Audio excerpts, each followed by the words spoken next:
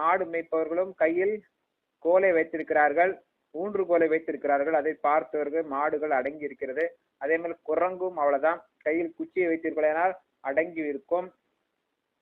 இல்ல, அதாவது தண்டனை. தண்டனைக்கு பயந்து விலங்குகள் செயல்படுகின்றன, தண்டனைக்கு பயந்து மனிதனும் செயல்படுகிறார்,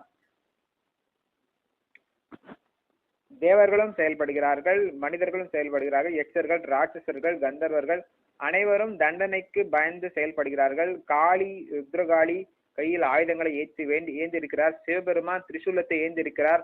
முருகப்பெருமான் வேலை ஏந்திருக்கிறார். பகவான் கிருஷ்ணர் விஷ்ணு கதாயுதத்தை ஏந்திருக்கிறார். சங்கு சக்கரத்தை ஏந்திருக்கிறார். சக்கரத்தாழ்வார் சுதர்சன சக்கரத்தை ஏந்திருக்கிறார் பகவான் விஷ்ணு.